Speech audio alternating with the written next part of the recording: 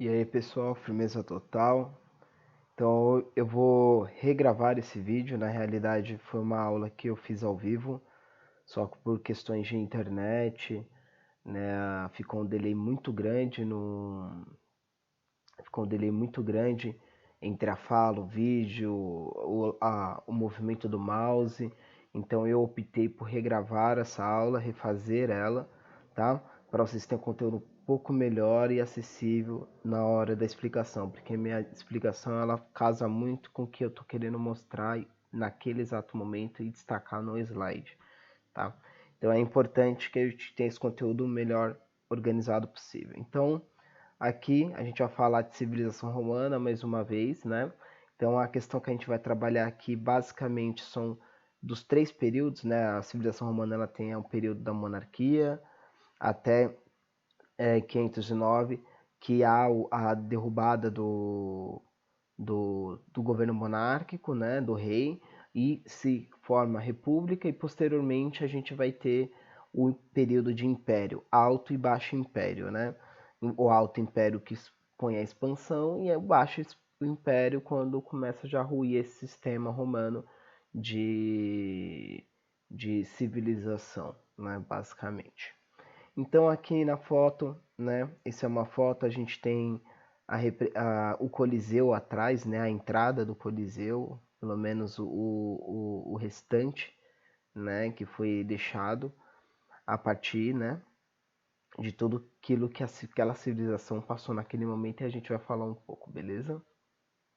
Então, como eu disse, né, a questão do governo monárquico a gente vai passar ele bem rapidamente em cima dele, por quê? Porque é um momento que não cai no vestibular, até porque não existe poucos materiais históricos é, fidedignos ou confiáveis que você possa estar construindo uma historiografia para esse momento, tentar entender os fenômenos que ocorriam naquele momento. Então, por ser um período que ainda tem poucas reservas de documentos históricos, a gente tem poucas certezas e coisas, e o que a gente consegue dizer aqui para vocês é que em 509, antes da Era Comum, né, ocorre uma revolta patrícia. Os patrícios basicamente eles são os grandes latifundiários da terra, ou seja, a gente está tendo uma crise entre patrícios, esses latifundiários, e o sistema monárquico, né? O sistema monárquico, em última instância, ele elege o monarca como proprietário de todos os bens que existem no território, ou seja, a terra, em última instância, é do rei, é do monarca, né? Então, nesse sentido, a gente tem aí um conflito entre o monarca, que tenta se apropriar de algumas terras dos latifundiários, né, dos patrícios, e os patrícios tentando manter essas terras sob o seu poder, e a partir disso eles protagonizam um golpe em 509. Isso é interessante porque essa data ela é o mesmo período da Idade de Ouro da Grécia, ou seja, do apogeu e do surgimento da democracia. Nesse sentido, a gente tem uma concepção que os dois períodos se passam ao mesmo momento. Então, a Grécia, a democracia ateniense, ela se passa ao mesmo momento do que a República Romana. Então, a gente acaba estudando na historiografia, né, uma linha histórica dela, uma linha de sucessão de eventos, e a gente acha que Grécia vem antes de Roma ou algo desse tipo, mas são períodos que passam ao mesmo momento, né? Então a gente vai começar em 509, né, quando ocorre essa revolta patrícia e surge o que a gente vai chamar de república. É importante vocês saírem com a concepção de república bem dominada, bem compreendida, porque isso pode cair tanto para o vestibular como para algumas discussões que você poderá ocorrer futuramente, né, ter futuramente, e uma compreensão até mais de forma mais clara sobre o que significa esse sistema, certo? Então a gente tem a república em contrapartida à monarquia, né? A gente vai fazer uma comparação entre as duas, para vocês entenderem até a revolta patrícia que ocorreu. E a república, em linhas bastante gerais, ela é um sistema administrativo de patrimônio do Estado, ou seja, o Estado ele tem uma nação, ela tem que ter um território, ela tem que ter um exército, né, um monopólio da força, né, e tem que ter uma história, certo? Então ele tem que ter território, soberania e uma história para ser considerado ali, bem resumidamente, uma, uma civilização que tenha cultura aproximada e que ocorra a identificação de algum tipo de patriotismo, algo do gênero, certo?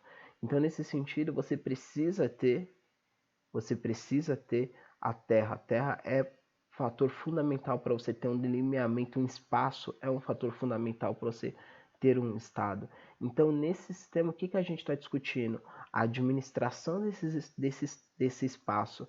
E que tipo de espaço? Você pode dividir eles em terras, em extração de riqueza, em produção de mercadoria. Então, a administração desse espaço, ele é, na monarquia, em última instância, é propriedade do monarca, ou seja, o monarca divide as terras conforme ele entende como certo. Ele vende, ele dá para uma, ele concede as terras a quem ele bem entende, certo? E na república, as terras, os bens são de todos. Então, a administração do espaço, do patrimônio na república, ele tem que defender o interesse do todo, do grupo. Ele não pode fugir ao interesse da maioria e ser administrado unicamente segundo interesses de uma minoria. Nesse sentido, a república, o res, né, ele é público, o espaço ele é público, os bens, o patrimônio ele é público, certo? Na monarquia, as terras são do rei, são do monarca. Então a gente consegue até entender por que os grandes latifundiários, em um determinado momento, quando tem as suas terras ameaçadas de ser retiradas por um monarca, eles dão um golpe no sistema monárquico e criam um novo sistema, onde a terra é de quem conquistá-la, certo? De quem conquistá-la ou quem comprá-la de alguém que tem essa terra, certo? Então, o sistema republicano foi criado em um contexto muito propício, certo, para manter essas terras junto aos latifundiários, certo? Então, agora a gente vai falar um pouco da sociedade censitária, certo? Uma sociedade censitária é uma sociedade onde quanto mais patrimônio, quanto mais riqueza você tem, mais direitos você tem. Então, sense, né, a divisão da sociedade ela é etária, ou seja, ela é uma sociedade baseada através do seu senso de riquezas, certo? Então, a gente tem no topo delas, da pirâmide, a gente tem os patrícios, os grandes latifundiários, né, os latifundiários de terra, os equestres na república, que são comerciantes e homens livres, certo? Ou homens novos, os plebeus, são homens livres, os clientes agregados desses patrícios e os escravos. A gente vai falar um pouco nessa pirâmide aqui. Então, essa pirâmide ela tem uma mera representação acumulativa, não fidedigna ao real mesmo, né? Mas numa questão de proporção. Então, quanto mais por topo, mais direitos você tem, né? Renda e direitos, ou seja, mais direito e mais renda você tem conforme você está subindo. Menos direitos, menos renda. Se você tem menos renda, você terá menos direitos. Se você tem mais renda, você terá mais direitos. Ou seja, os patrícios, basicamente, eles são uma minoria dessa sociedade, né? E eles estão no topo dessa pirâmide. Por quê? Porque os direitos políticos são limitados, a participação política ela é quase unicamente no cargo público limitado aos patrícios, certo? Eles ocupam os principais cargos de administração dessa república, da administração desse patrimônio público, certo? Então, nesse momento, eles se colocam como grandes administradores do todo e, propriamente, eles vão defender os seus interesses e defender as suas próprias terras, certo? E buscar formas de aumentá-las. Então, a gente tem ainda os equestres, né? Os equestres são os homens novos comerciantes, ou seja, pessoas que recebem essas terras desses latifundiários produzem alguma coisa, eles compram esse produto e vendem para toda a região, não só todas as rotas da seda, a rota de Veneza, né? Todas essas rotas de Gênova, todas essas rotas, elas são ocupadas também por esses equestres, por esses homens de comércio. Eles compram muitos produtos que vêm do Oriente e trazem para a Europa, né? Porque a gente vai chamar de Europa, no caso o Império Romano, e vende em toda a extensão de influência do Império, certo? A gente tem os plebeus, certo? Os plebeus são basicamente as pessoas que trabalhavam em terras, né? Então, assim, eles recebiam por algo significativo, né? Mesmo que mínimo, mas eles recebiam alguma coisa, certo? E os clientes que são agregados desses patrícios. Além disso, você vê um aumento no número de escravos, ou seja, com o surgimento dos homens, os homens novos, com esse surgimento dessa nova classe, dos equestres que só surgem na República, você começa a ter uma demanda de compra e venda, de troca de mercadorias extremamente alta. Aí, nesse sentido, os escravos eles entram como uma forma de você aumentar esse lucro, ou seja, você pega, você através de guerras, né, ou através de dívidas, ou seja, os plebeus eles poderiam se tornar escravos, os clientes não, porque os clientes eles se tornavam, obviamente, né, mas assim a maioria deles não, porque eles são agregados dos patrícios, né, então os patrícios pagam as suas dívidas, basicamente o sustentam, né, e os plebeus poderiam, contraindo dívidas tanto com os equestres quanto com os patrícios, eles poderiam se tornar escravos. Então, tanto escravo você poderia ter através de dívidas, ou seja, o romano seria escravo, né? O médico romano ele poderia, o médico que fosse plebeu, ele poderia se contrair uma dívida com um latifundiário e se tornar escravo, certo? Um professor, um engenheiro. Então você tinha alguns escravos em Roma que eram completamente letrados e até exercer diversas profissões. Também a gente tinha os cativos de guerra, que também já muitos deles já eram letrados na própria expansão cultural que Roma tinha, né? Então eles falavam, eles eram bem receptivos às várias línguas que eram faladas no Império Romano, certo? Como também escravos que na realidade eles não tinham contato nenhum com o tipo de cultura romana e estava literalmente alheio naquele sistema, né, que ele foi inserido de uma forma bem vertical e autoritária, né?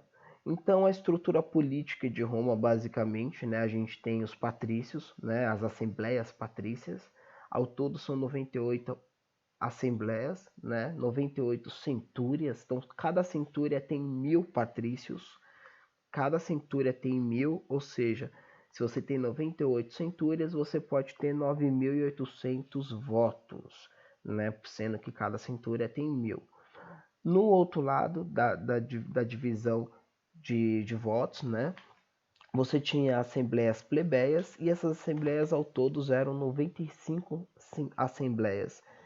Ao todo, sendo que tenha 1000 centúrias em cada um, sendo que tem 1000 plebeus em cada um, você teria ao todo 9.500 votos. Ou seja, mesmo se todos votassem, os patrícios ainda obtinham 300 votos a mais. Ou seja, a decisão final sempre estaria nos interesses dos patrícios. Outra coisa importante, que eles tinham em comum entre eles? Eles são patrícios, latifundiários, plebeus, eles não têm posses, nenhuma posses, mas eles têm algo em comum. Tanto desculpa, para você, eles em comum não, mas para você ser um centurião, você precisava servir por um determinado momento o exército, ou seja, a estrutura política romana ela é extremamente militarizada, ou seja, quem vota são pessoas que passaram pela educação militar dentro do exército romano, certo? Então você tem assembleias centuriais, nessas assembleias centuriais você vota para diversos cargos públicos, certo? Diversos cargos de administração da República. Além deles, o principal deles, que vocês precisam saber, que é o consulado. O consulado, as assembleias setoriais elegem dois cônsuls, certo? Geralmente todos os cônsuls eram patrícios, porque se os patrícios têm 300 votos a mais, os dois cônsuls serão patrícios. Sempre será decidido entre os patrícios. Além disso, esses dois cônsuls, eles nomeavam os senadores. E para ser senador, você precisa essencialmente ser patrício, ou seja, existia diversos órgãos públicos, vou dar um exemplo para vocês. Vocês tinham os pretores, que são basicamente as pessoas que se ocupavam por julgar basicamente, não criar as leis, né, e nem pensá-las, no caso julgar apenas ou repassar as leis, né, que era algo mais fidedigno, né, mas ele apenas repassava porque eles não tinham um papel essencialmente de um judiciário, né, ou de juízes, como a gente tem uma perspectiva mesmo. Além disso, a gente tem os EDs, né, que são os prefeitos. Então você tinha um cargo que são os EDs, que você votava e elegia os prefeitos.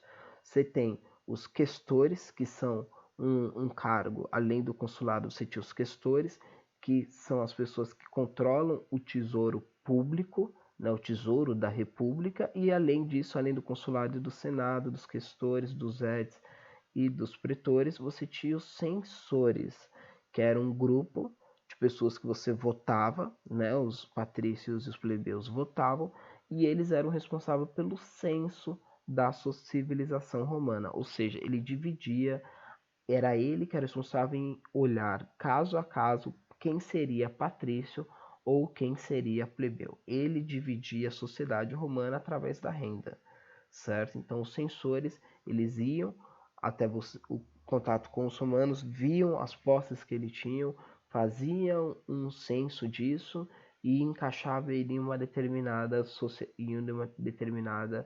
posição na civilização romana. Beleza? Então, o importante aqui que a gente tem é que os patrícios sempre venceriam. Isso daqui, vocês podem pensar se isso aqui seria uma democracia, basicamente, né? Lembrando que república não é sinônimo de democracia. República é uma administração do patrimônio público.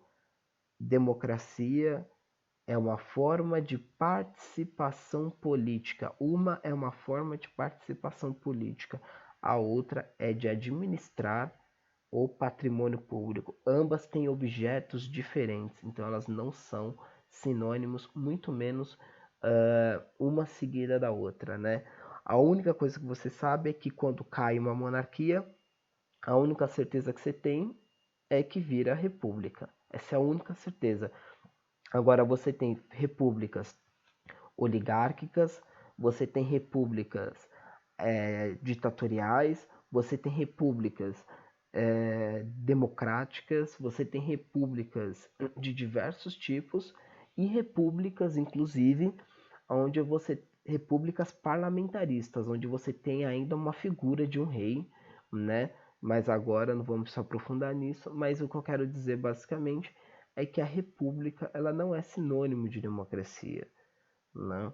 E por quê? Porque basicamente, quando a gente faz a pergunta se a estrutura política romana ela é democrática, o que eu quero dizer?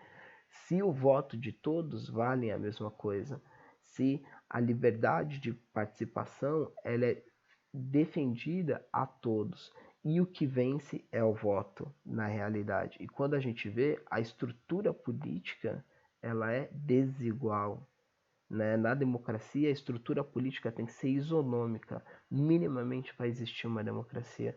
Aqui a gente não tem uma democracia. Além da sociedade ser dividida de forma censitária, então isso já inclui uma participação política muito forte, certo? Já diminui bastante, mas você tem mais votos patrícios do que plebeus, ou seja, os interesses dos patrícios sempre vão vencer.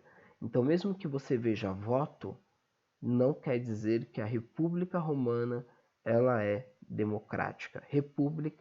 Roma nunca foi democrática. Roma foi republicana. Ela surgiu com esse conceito de republicana, mas ela nunca foi democrática.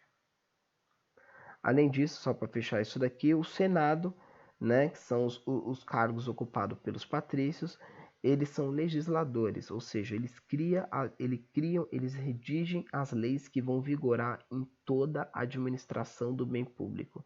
E isso, além disso, eles podem convocar uma ditadura. Então, em situação onde o sistema político atual de Roma não conseguisse manter a estrutura dos latifúndios dos senadores, eles poderiam decretar uma ditadura, né, um ditador, para esse ditador conseguir resolver os problemas internos da república e posteriormente, após um determinado tempo, que poderia ser prorrogado, né, conforme o Senado decidisse, esse ditador teria que sair do cargo, né, de concentrador pleno dos poderes, e posteriormente ele seria julgado pelo Senado por evidentes ou por acaso de alguns excessos. Então, se ocorresse excessos na conduta do ditador, ele seria punido pelo Senado. Ou seja, o ditador ele tem uma única função: defender os interesses do Senado, nada mais. Ele é eleito pelo Senado, ele é convocado pelo Senado e ele é julgado pelo Senado.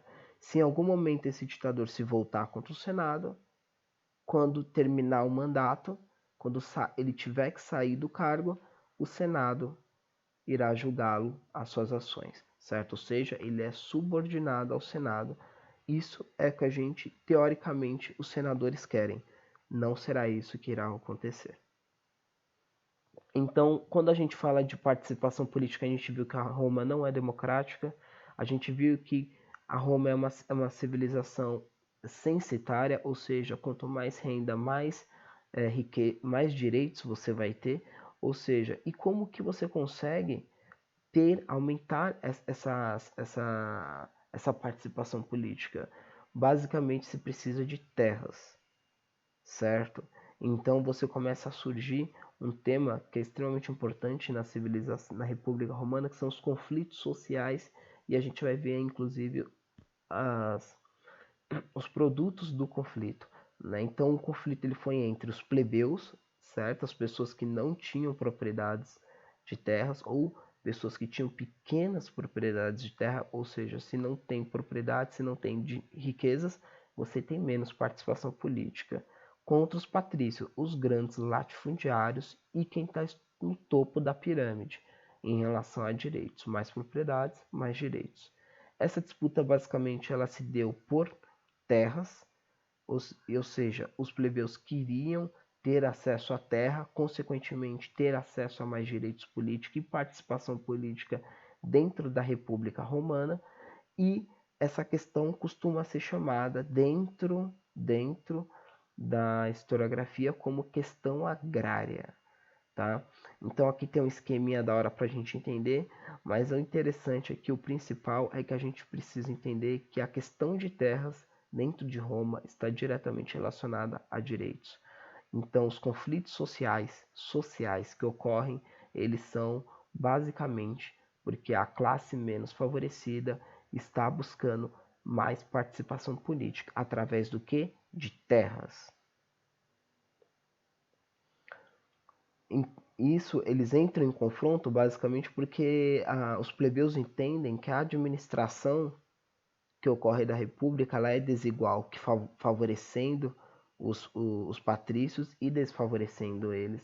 Então eles entram em conflito para conseguir mais terras, né?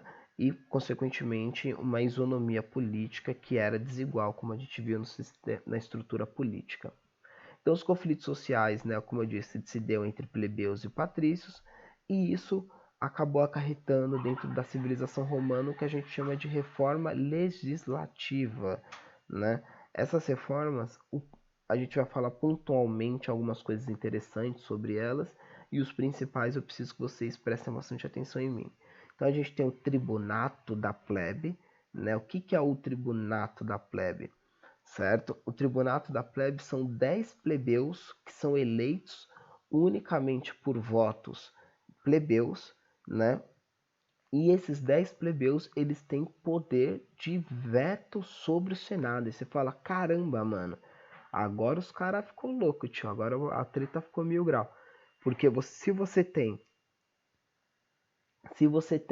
o poder de veto e necessariamente eles têm que ser eleitos por plebeus, quer dizer que qualquer normativa, qualquer lei que saia que não favoreça os plebeus, esses 10 plebeus, eles podem o que? Vetar essa lei. Só que a gente agora tem uma coisa muito interessante que acaba surgindo também, que são os patrícios, não, os financiadores de campanha. Então, nesse momento, você começa a ter que as campanhas eleitorais elas começam a ser financiadas por quem? Por patrícios. Então, quando você começa a olhar o Império, a Roma República e posteriormente o Império Romano, você vê que é uma extensão extremamente grande dentro do continente europeu, norte da África e a Ásia Média.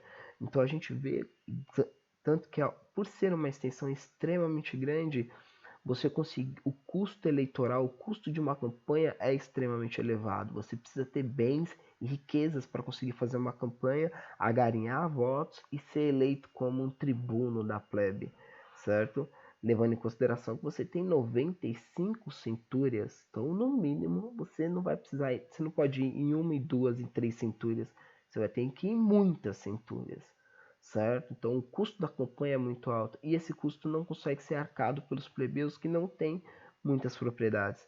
Então você começa a ter aqui os patrícios financiando essas campanhas eleitorais. E quando você financia uma campanha eleitoral, basicamente, você vai dar cobra criada? Não. Você vai financiar a campanha ou você vai trazer esse plebeu para o seu espectro de controle e vai falar: eu financio desde que você não prejudique os meus interesses. E basicamente isso acaba criando o quê? Como a gente fala aqui, a gente tem rabo preso. Né? Muitos desses plebeus eles tinham rabo preso em relação, né, aos próprios financiadores das suas campanhas eleitorais. Então, quando a gente fala aqui que talvez foi muito grande o poder de veto, foi, mas o custo dessas eleições também acabam ainda mantendo não colocando uma isonomia política, uma isonomia de participação política igual, né?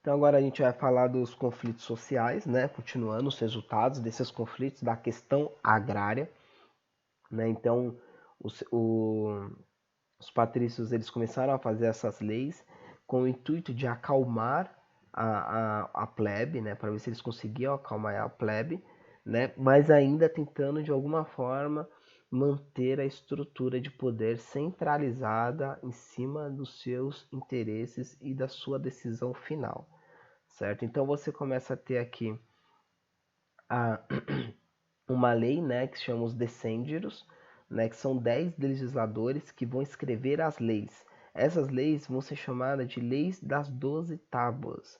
É interessante isso daqui porque os 10 legisladores, né, eles vão escrever essas leis para que todo mundo tenha acesso a essas leis. Anteriormente, os prestores, né, que são as pessoas responsáveis pelo judiciário ou julgar, eles tinham a função de comunicar o que você fez de errado. Ó, você está cometendo um crime por isso, isso, porque tem essa lei, certo? Só que isso é passado vocalmente, então o acesso a ela é muito difícil. Além disso, você não consegue ter uma solidez ou uma narrativa única, então você consegue ter que essas leis, em muitas circunstâncias, estejam de alinhamento conforme cada julgador terá, certo? Então, quando você consegue colocar isso tudo em 10 tábuas, né, em 10, você consegue compilar todas essas leis e escrevê-las, o que vale não é a subjetividade ou o interesse de determinado jogador, mas sim daquele, né, que lê e o que está escrito é o que está escrito, certo? Então, os 10 legisladores eles tinham a função de escrever essas leis, né, em 12 tábuas, sendo que eles vão ser patrícios, né?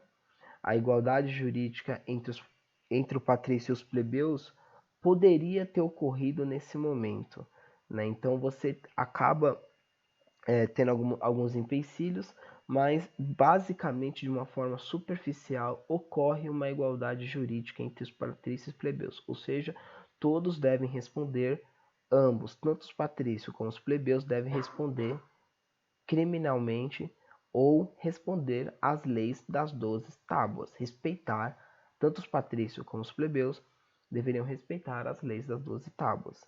Agora, quando a gente fala de manutenção dos privilégios políticos, os patrícios continuam tendo isso concentrado em suas mãos. Porque aqui a gente tem uma igualdade jurídica perante uma lei. Ou seja, se o patrício cometeu um crime ou um plebeu cometeu um crime, ambos teriam que responder, né? Não é o que ocorre, mas teriam que responder segundo a lei das 12 tábuas, certo? Manutenção dos privilégios políticos, quem é que vota, quem tem mais centúrias, quem é cônsul, quem é patrício, né? Isso não está nessas leis, certo? É importante isso daqui porque essas leis vão ser as leis que vão dar origem ao, ao Código Justiniano e posteriormente vai dar origem ao o corpo juris, o Código Civil, certo? Então a gente tem aqui os conflitos, né? Ainda a gente está falando da lei da Canonéia agora. Então essa lei basicamente ela proporciona a liberdade de casamento entre patrícios e plebeus, tá? Só que o que isso quer dizer basicamente? A gente quer dizer que de uma forma bem simplificada é que pode ocorrer uma ascensão social. Quer dizer que irá ocorrer? Não. Quer dizer que vai ocorrer como a gente acha que vai ocorrer? Vou dar um exemplo. Quando a gente vê essa lei, a gente imagina que agora o plebeu pode virar patrício e que muitos plebeus vão buscar tentar se casar com patrícios, né? Em busca de uma ascensão social, porque a pirâmide censitária você pode descer, é fácil descer, é só contrair uma dívida, certo? E não pagá-la. E essa dívida te transformará em escravo, te colocará na base dessa pirâmide. Então, assim, basta você ter uma dívida e não pagá-la. Agora, subir nessa pirâmide censitária é extremamente difícil. Então, quando você vê essa lei, você acha que o plebeu irá buscar o casamento com o patrício e posteriormente ascender socialmente. Só que o que estava acontecendo é o inverso. O que estava acontecendo, bem resumidamente? Alguns plebeus que estavam tanto no comércio, no pequeno e em alguns comércios, né? Eles tinham algumas posses e muitos equestres, né? Acabavam se casando com plebeu, ou acabavam se casando com patrícios, né? Porque muitos desses patrícios estavam falindo, né? Eles estavam perdendo as suas riquezas, né? Por questão de gastar, por questão de não conseguir a manutenção dessa riqueza, a reprodução dessa riqueza. Então, alguns patrícios estavam perdendo suas riquezas, sendo ameaçados de talvez até perder o seu sobrenome patrício, porque você, quando cai de posição, você acaba perdendo o seu sobrenome patrício, né? Para não desonrar o sobrenome, então o sobrenome se mantém e você perde esse sobrenome, né? Você perde ele. Então, você, para não ter essa queda na pirâmide social, muitos buscavam os equestres e alguns plebeus que tinham algumas rendas razoáveis para manter o estilo de vida, né, de um patrício. E o que o patrício tinha a oferecer se ele estava fudido em dinheiro? ele tinha o sobrenome, porque você só consegue se ascender socialmente através do sobrenome patrício, através de você se tornar um patrício. E como que você se torna um patrício? Você precisa de terras. Basta você ter terras, então eu vou lá, compro terras e agora virei patrício. Eu chamo um censor e ele vai ver se eu sou patrício ou não de acordo com a minha renda. Não. Você precisa ter, além dessas terras, você precisa ter ela por 2 gerações. Ou seja, então se eu comprar uma terra, um grande latifúndio de terras, ou conquistá-lo através militarmente, um grande latifúndio de terra, eu não serei patrício, o meu filho não será patrício, o meu neto talvez seja, o meu bisneto será, entendeu? Então o que a gente tem que ter uma relação é que não basta você ter a terra para ascender socialmente, você precisa ter um sobrenome, que era o meio mais rápido, ou você precisaria comprar essas terras e ter a posse dessas terras por mais de 2 anos. Ou, desculpa, por mais de 2 gerações suas. Ou seja, você tem que herdar essas terras, você tem que herdar essas terras para ser patrício. Não adianta você ser um plebeu que comprou terras, você precisa herdá-las. Ou herdar um sobrenome, ou pegar um sobrenome, né? Então você tem, além disso, a lei da licínia sextia, né? É uma lei muito importante. Essa aqui você precisa prestar bastante atenção. Por quê? Não precisa decorar o nome dela, mas você precisa entender o que aconteceu aqui nesses 3 pontos. Então, as terras de conquistas, todas as terras, lembra que a gente estava tendo um conflito social por terra, né? As questões o que gerou os resultados disso daqui que a gente está falando são os conflitos sociais. Então, as terras de conquista, o Hager público, ele deverá ser distribuído em igualdade para todos, ou seja, tanto entre patrícios quanto entre plebeus. Mas que terras são essas? Terras conquistadas pelo exército da civilização romana, pelo exército romano, certo? Terras conquistadas através de guerras. Além disso, um dos cônsuls deveria ser plebeu, ou seja, a gente tem 2 cônsuls eleitos por votos. Só que algum deles eram plebeu? Não, é impossível, porque os patrícios possuem maior participação política e concentram a participação política em suas mãos. Nesse sentido, eles tiveram que criar uma lei, a lei da licínia sextia, para fazer um cônsul, para decidir que um cônsul deverá ser plebeu, ter origem plebeu, ou seja, ele não pode ter um sobrenome patrício ou, né, ter dado terras a mais de 2 gerações. Além disso, o problema que a gente tinha com os 10 tribunos da plebe, a gente vai ter com esse cônsul também. Para se tornar cônsul, você precisa ainda de uma campanha eleitoral muito maior do que os 10 plebeus. Então, todo cônsul plebeu será financiado por patrícios. Além disso, o fim da escravidão por dívida. Aqui é importante também, pessoal. Por quê? Porque agora os romanos, né, a descida da pirâmide censitária, você chegava lá, contrair uma dívida e poderia cair e se tornar escravo, isso não é mais cabível para os romanos, ou seja, para ter para os homens novos lucrarem, para os patrícios ter suas terras produzindo, para os plebeus poderem ter terras para conseguir produzir e ganhar riquezas também, eles vão precisar de escravos, ou seja, conquistados através da guerra. Ou seja, você dividirá as terras e ainda conseguirá escravos para produzir e trabalhar nessas terras. Essa seria a teoria e vamos ver como que foi feita essa divisão, né? Então, a expansão militar, a consequência das reformas foi a expansão militar, né? A gente viu que a expansão militar ela agradou tanto os plebeus como os patrícios. Os patrícios conseguiriam mais terras. Além disso, eles conseguiu acalmar a plebe, né? E ainda conseguiu manter a participação política concentrada na sua mão, né? Através de como? Dos financiamentos de campanha, certo? E além disso, ele ainda possibilitou que os patrícios que estavam decaindo socialmente pudesse se manter como patrício, né, através de casando com equestres ricos ou alguns plebeus ricos, né, que são bem minoria mesmo, né? Então você tem a expansão militar que ela leva às guerras púnicas. Isso daqui basicamente não cai, o que cai são basicamente o que eles perguntam é o que levou Roma à expansão militar.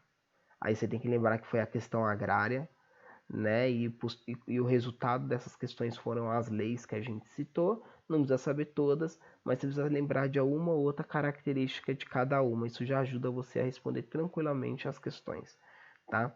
Isso, essa questão então da expansão militar, ela foi entre Roma e Cartago. A gente vai mostrar o mapa já. E isso levou ao que a gente chama de Mare Nostrum. Vou mostrar aqui no mapa. Então Roma está aqui, né? Aqui é a capital de Roma, certo? E Cartago está aqui, ó.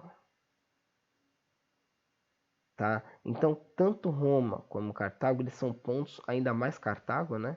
Eles são pontos extremamente estratégicos para todo o comércio de mercadorias que ocorrem aqui no Mediterrâneo. Presta atenção nisso. Aqui é uma região extremamente produtiva para você comercializar de uma ponta a outra, certo? Então, Cartago, esse porto aqui, ele é muito importante, né? Então, Roma, ele precisaria expandir além da Península Itálica, né? Além da Sicília. Então, ela precisaria invadir Cartago. E foi isso que ela fez. Ela invadiu Cartago, venceu Cartago, né? O Cartago, posteriormente, tentou uma nova investida contra Roma e Roma acabou aniquilando a cidade e inclusive destruindo a cultura da cidade, né? Literalmente varrendo a cidade, né? Para que Cartago não pudesse mais se levantar contra Roma, e esse ponto aqui também virou de influência romana. E quando Roma domina esses dois lados, né, tanto o lado que era influência de Cartago quando destrói Cartago, como o lado aqui da Península Itálica, Roma chama esse período de Mare Nostrum, ou seja, o mar é nostro. O mar Mediterrâneo é influência, as influências de ambas as margens são romanas. Então, o resultado dessa expansão, né, o ganho foi um ganho de poder aos generais. Nesse sentido, quem ficou com os áger públicos? Os generais. Quem ficou com as grandes terras? Os generais. Quem ficou com o maior número de escravos? Os generais. Então, o que começa a acontecer? Generais começam a ascender dentro dessas pirâmides censitárias, né, romana, e começa a se transformar em patrícios, né? E isso levou um aumento das tensões sociais entre a plebe e os patrícios, porque a plebe viu mesmo após a expansão, mesmo após vencer Cartago, a plebe ainda continuava, ou estava pior, estava mais miserável ainda, porque depois de eles terem ido para a guerra, na guerra para Cartago, né, alguns ainda conseguiam pequenos saques de algumas cidades, levavam para Roma.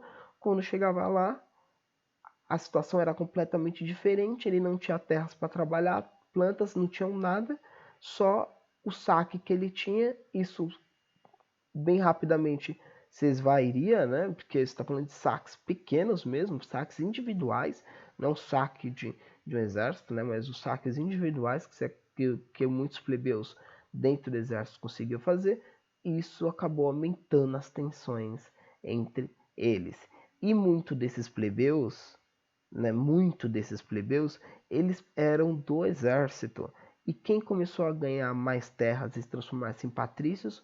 Os generais. Então, dentro da divisão do espólio de guerra, os generais se saíram muito mais favorecidos, juntamente com os patrícios. Então, a plebe continua pressionando os patrícios, os antigos patrícios, né? E esses patrícios, que agora são generais, né, entram como uma saída. Então, com o aumento dessas pressões, o Senado, que é formado basicamente pelos patrícios, convoca uma ditadura. A primeira ditadura foi o triunvirato, né, ou seja, são 3 viratos: o Caio Júlio, né, Caio Júlio César, Pompeu e Crasso, né? ocorre um conflito entre eles, Júlio César sai vencedor nessa disputa tanto política como militarmente, e a posterior ele começa a ganhar tanta popularidade dentro de Roma, ele se transforma no general, né, fruto dessa expansão, né, a popularidade dele muito é fruto dessa expansão contra Cartago, né? Então você começa a ter um general, né, uma militarização da política romana, certo? Mais ainda, você não, antes você precisava ser um centurião, agora os generais estão tocando a República Romana e não mais o Senado, não mais os patrícios, né?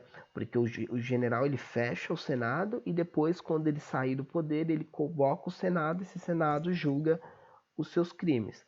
Mas o Senado ficou muito ameaçado com a popularidade do Júlio César e ele, através de uma conspiração com diversos senadores, né, incluindo o Brutus, né, um sobrinho adotivo, né, na realidade de César, ele acaba sofrendo, quando ele estava entrando dentro do Senado, César acaba sofrendo um atentado do Senado que mata ele a facadas dentro do salão do Senado, certo? Então a civilização acaba se comovendo de uma forma extremamente prejudicial e contra o Senado, e só começa a aumentar mais ainda as tensões, e o Senado convoca um segundo triunvirato entre Marco Antônio, Otávio e Lépido, né? Tanto Lépido como Marco Antônio, Lépido ele tem pouca influência, Marco Antônio tenta fazer os caminhos de César e vai para o Egito, né? Da mesma forma que o César também foi e dominou o mercado de cereais. Marco Antônio acaba, junto como o César também fez, ele acaba se envolvendo com Cleópatra, né? E Otávio, que era sobrinho de César, né? Acaba se destacando entre esses dois, entre o Lépido e o Marco Antônio, e acaba perseguindo Marco Antônio. Marco Antônio foge e se suicida junto com Cleópatra, e Lepto morre sei lá onde. Mas Otávio se transforma em imperador de Roma como o seu tio César, né? E além disso, Otávio começa a ganhar títulos como Augustus, que é o divino, ele ganha o título de César, então ele também se torna César, né? César se torna o título de imperador, de popular, né? Aquele que o povo aclama, aquele que o povo deseja a sorte, né? Então o César na realidade é um título para designar um imperador, né? Então Augusto, né? Otávio, ele foi César, né? Foi César, Otávio, Augusto. Ou Augusto, Otávio, César. Ou independente aí, pode fazer a mistura total.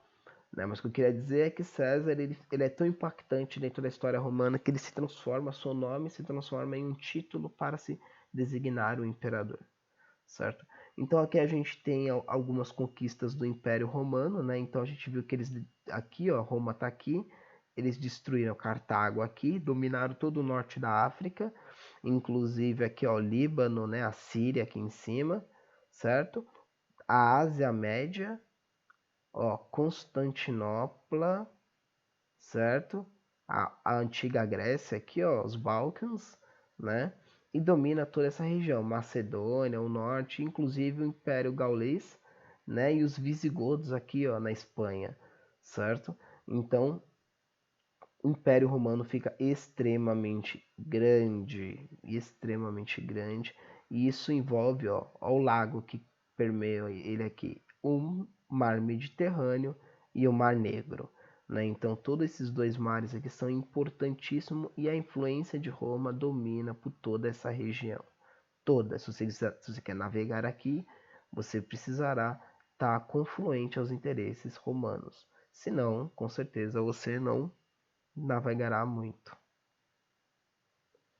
Então as características gerais, né, funda-se o Império, Otávio funda-se o Império, então a característica geral é a centralização do poder e diminuição do poder do Senado, né? Então o Senado ele começa a ficar como secundário, os generais saíram extremamente fortes, Marco Antônio, ou desculpa, Otávio, né?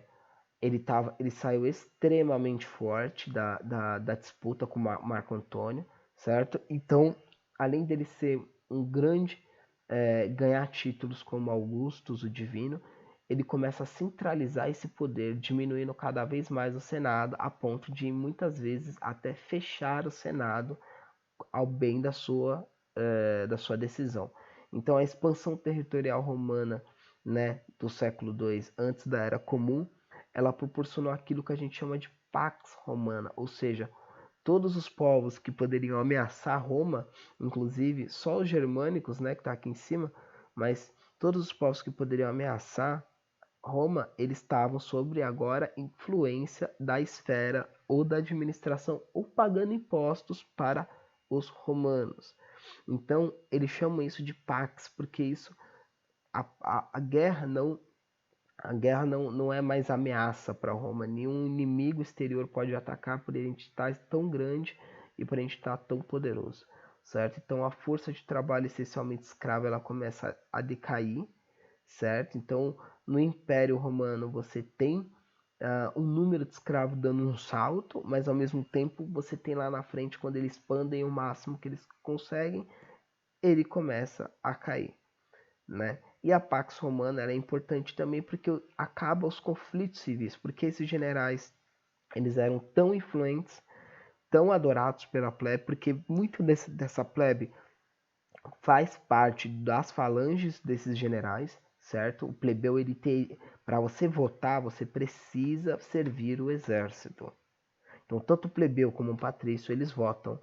Para eles votarem, eles têm que ter servido o exército por um determinado momento.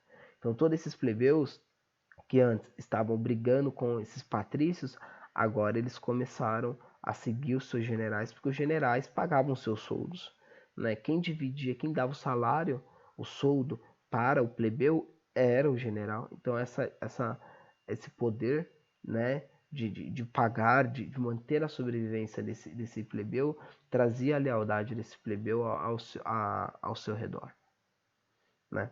Então a gente tem um grande desenvolvimento, né,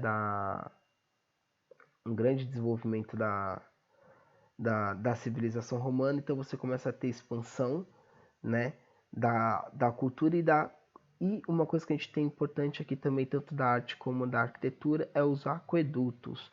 Então aqui a gente tem uma simplificação do que seria um aqueduto, né? Então a gente tem uma ponte onde na parte superior dela a água corre, né? E isso vai até as cidades que Roma quer. Mas como que ela bombeia água daqui para cá?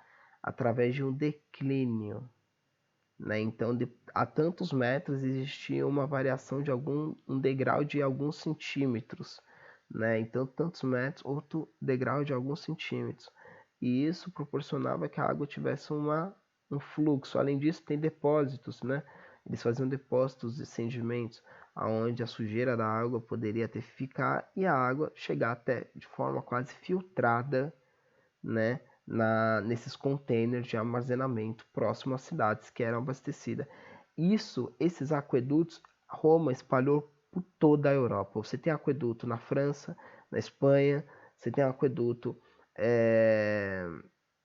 na Península Itálica, você tem aqueduto na Sérvia, então você tem diversos aquedutos, tá? Então aqui é um exemplo de então são umas torres onde a água corre aqui em cima, né, em pequenos degraus vão fazendo essa diferença. A gente vê a magnitude. Tinha aqueduto de 20, 30, 60 quilômetros. Tá? Então era coisas grandes, né? 60 quilômetros de aqueduto. E além disso começa a se desenvolver as rotas romanas, né? Então as estradas romanas começam a ganhar bastante destaque. Então aqui a gente vê bastante, né, desse desenvolvimento dessas estradas, e todas elas se culminam aonde? Em Roma. Então, existia até um senso comum, né, de quem tem senso comum não, um ditado popular de quem tem boca vai a Roma. Quem tem boca para entrar numa estrada e saber para onde eu sigo, né? Para onde é Roma? Para cá. Então vai indo. Onde é Roma? É só indo aqui.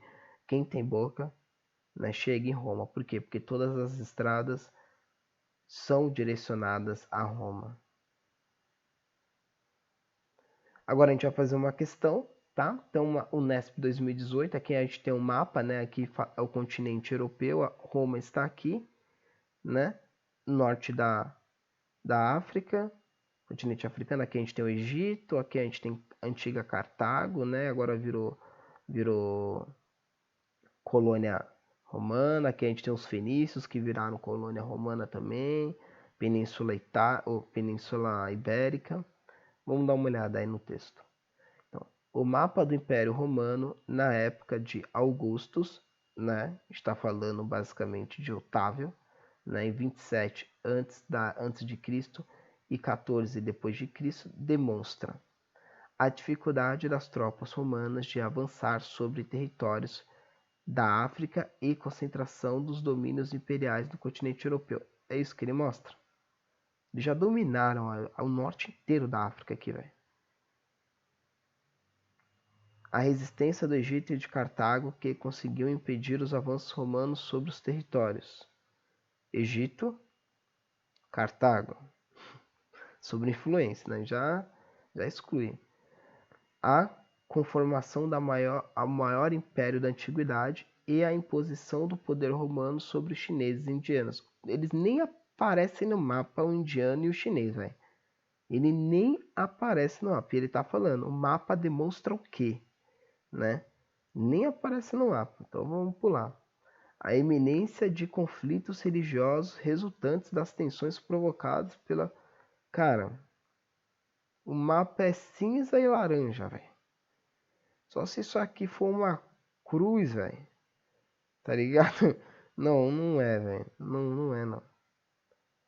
Então vamos ver a outra.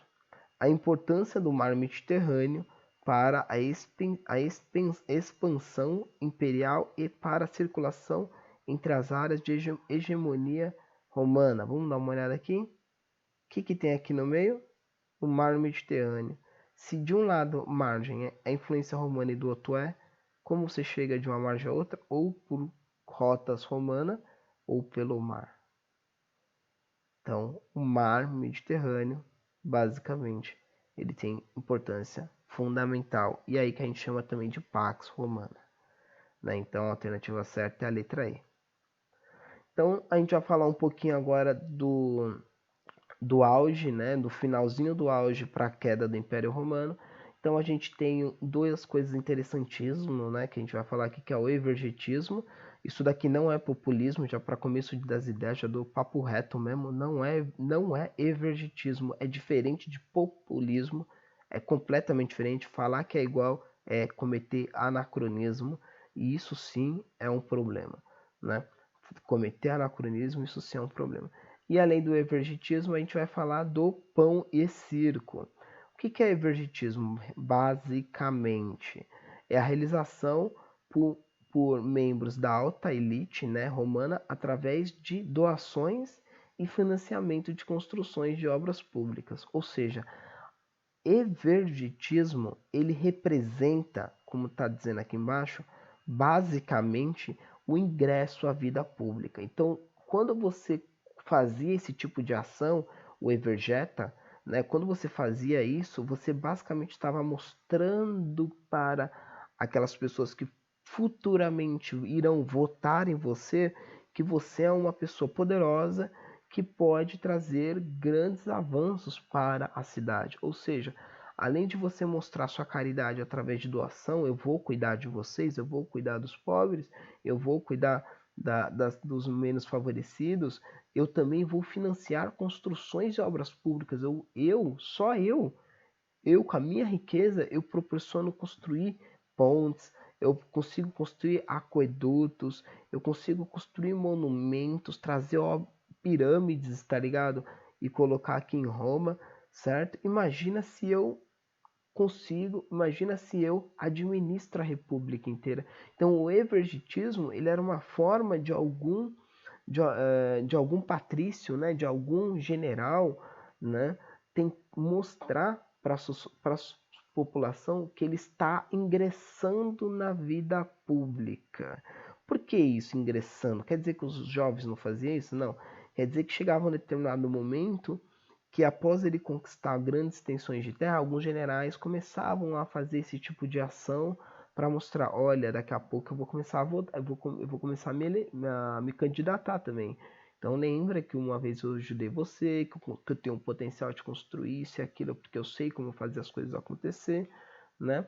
Então isso é um ingresso. Então o evergetismo é completamente diferente de populismo, que envolve uma dominação através de atos populistas ou, né, atos que envolvam unicamente trazer o interesse da pessoa a seu favor, né? Um exemplo de ser, né, em situação de crise, você ir em lojas e lojas, né, mostrar sua presença, falar que você está vendo o que está acontecendo. Então isso é um ato de populismo, isso não é vergitismo, tá? É muito diferente.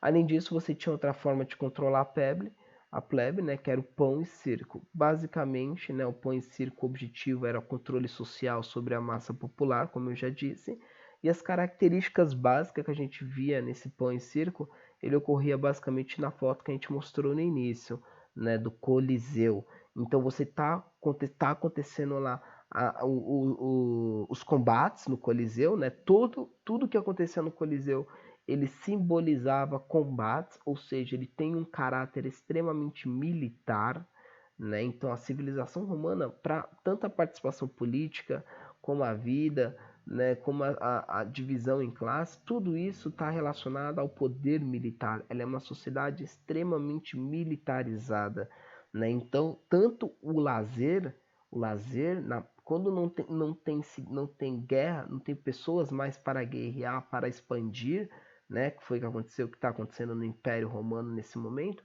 Como não tem mais espaço para eu invadir, mais espaço para eu conquistar, então eu vou trazer a guerra agora como um, um, um objetivo de lazer, né? E trazer essa guerra, os combates militares, né? Você colocava alguns cristãos para lutarem contra os leões, né? Você tinha cristão lutando contra judeus, entre outras coisas, né? Tipo, todo mundo que era escravo lutava, tinha que lutar nesses, alguns, né? A maioria deles tinham que lutar nesses coliseus, certo? E nesses coliseus rolava combate de todo gênero, né? De carroça, a cavalo, contra alguns animais doidos que eles traziam, com leões, onça não sei, né? Mas com alguns felinos grandes, né?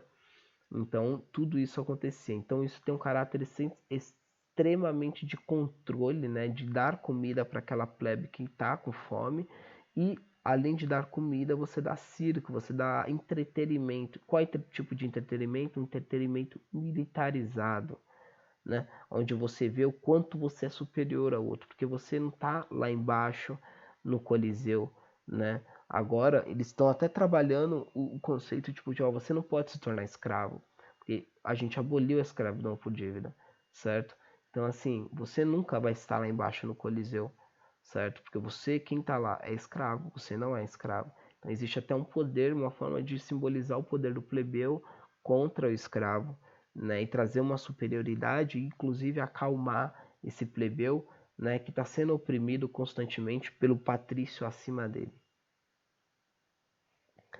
E agora a gente começa a ver, né, o que começa a surgir o cristianismo dentro, né, em todo esse contexto de conflito, de submissão, de controle de uma classe sobre a outra, né, e fazer a outra se sentir superior, que é a menor que ela. Então você começa a ter um surgimento de novas ideias, e essas ideias que surgem ao decorrer, né, de todo um contexto histórico se chama cristianismo, e basicamente ele é um pensamento mitológico que ele é a antítese ao Império Romano. Por que antítese? Porque ele representa tudo aquilo que o Império Romano não representa. Então, assim, o Império Romano ele representa uma forte oposição ao militarismo, né? Uma forte posição temos que ser militares. E o cristianismo não. O cristianismo ele prega a subjugação. Ou seja, você pode deixar a pessoa ser até se considerar melhor que você, né? Porque o que é bom, o que será eterno e feliz, vai acontecer em outra vida. Inclusive, ele prega o sofrimento na vida, né? Então, se você está sofrendo na sua vida, é porque existe uma felicidade melhor que irá poder permear você em outro reino, né? No reino de Deus, no caso, né? E o Império Romano não. O Império Romano ele prega uma vida equilibrada, uma vida material, uma vida onde eu não sou inferior a você. Pelo contrário, eu sou superior a você. Então, se você tenta se opor contra mim, tá ligado? Eu tenho que mostrar o quanto eu sou superior a você por eu ser romano, certo? Então, isso acaba colocando diversos caráteres, o cristianismo como diversos caráteres culturais contra os romanos. Além disso, o cristianismo ele é monoteísta, né? Então ele nega todos os outros deuses romanos, certo? E os romanos são politeístas, né? São politeístas. Então eles defendem, eles entendem, eles conseguem conviver até com o cristianismo, porque ele não nega o Deus cristão, né? Como ele não nega também o Deus de outras civilizações. Agora, uma religião monoteísta, como a gente vai discutir mais lá na aula de Império Bizantino, que é a aula que eu já gravei, quando a gente for discutir ela, vocês vão ver que essa questão de monoteísta e politeísta ele tem muito significado dentro do cristianismo e isso acaba sendo uma ruptura muito forte com a tradição romana politeísta, né? Porque o cristianismo ele nega os deuses romanos e todos os outros deuses, né? Porque o Deus certo é o dele. Agora, o romano ele não nega a existência do Deus cristão e nem do Deus do Visigodo, nem do Deus do Astrogodo, né? Nem do Deus dos germânicos. Ele não nega a existência desses outros deuses. Né? A única coisa que ele quer é a submissão material que você tem a ele, ou seja, você paga impostos para ele, além, né, de você reconhecer a superioridade romana, certo?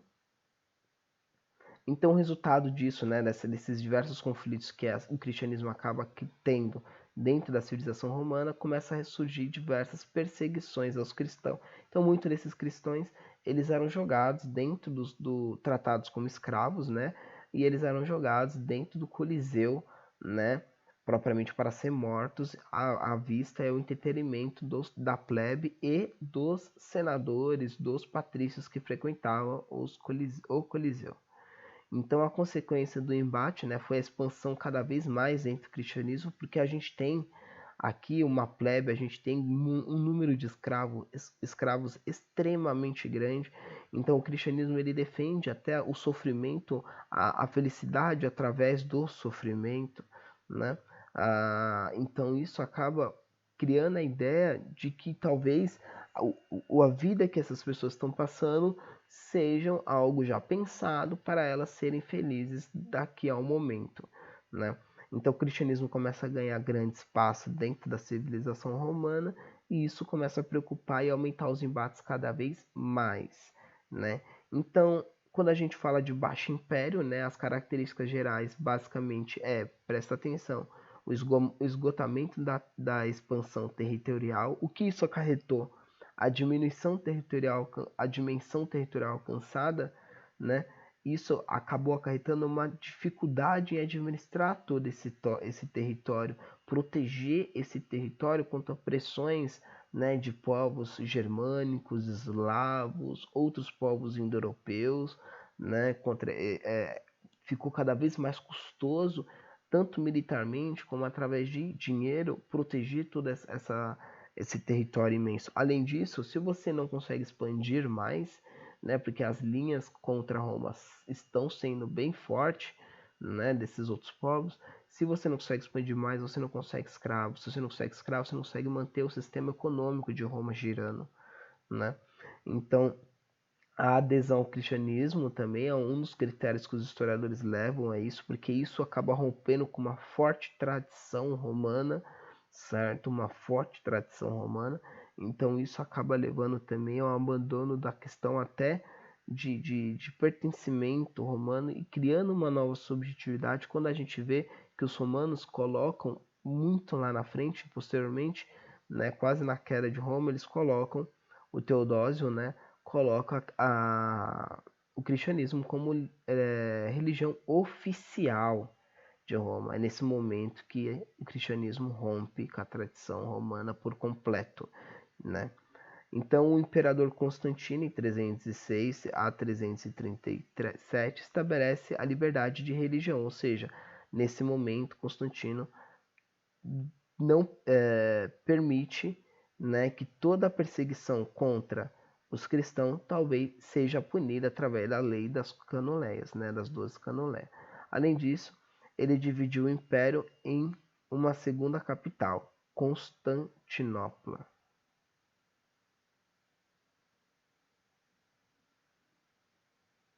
Aqui a gente tem um mapa.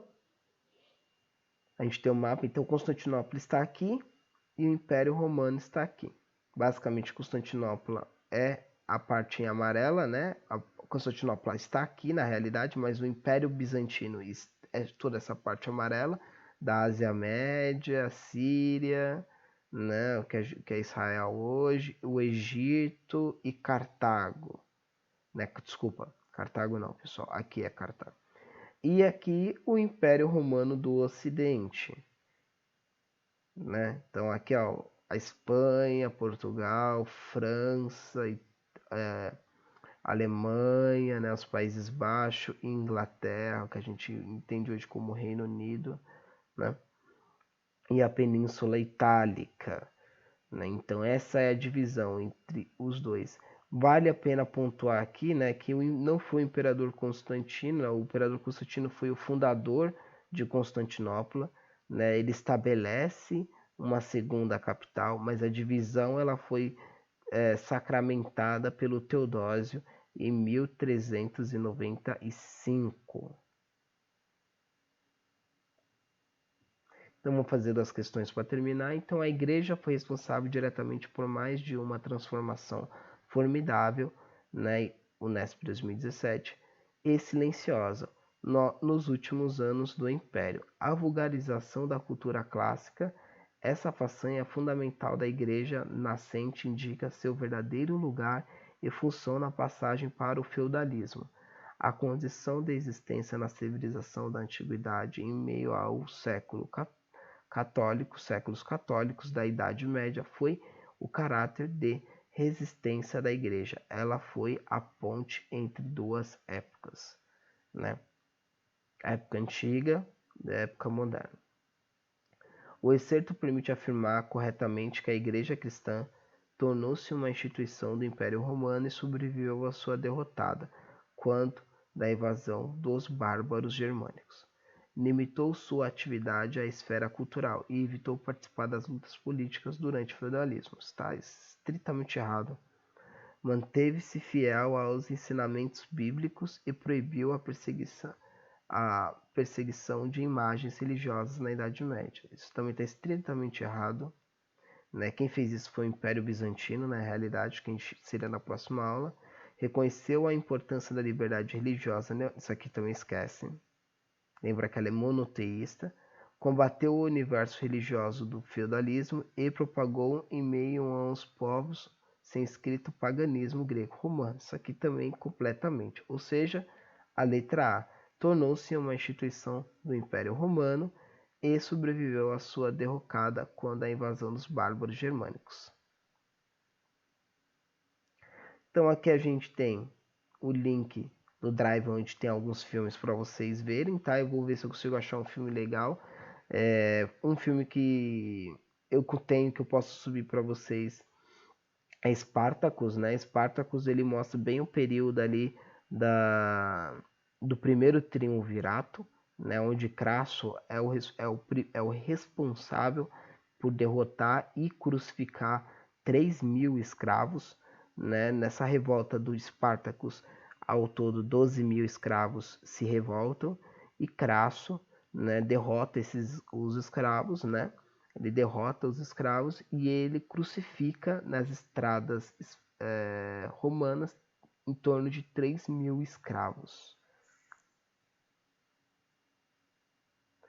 Então é isso, quebrada. Qualquer coisa, espero que vocês me procurem. Como eu disse, essa aula já foi dada, mas eu precisei gravar ela, né? Porque ficou muito ruim mesmo. Então é isso mesmo. Então o vídeo dessa aula de hoje também está disponibilizado. Então a gente terminou com o período de Império que faltou na live ao vivo. E agora vocês podem ver o vídeo de Império Bizantino, que vai casar bastante com o final desse Império Romano. Beleza? Tamo junto, é nóis.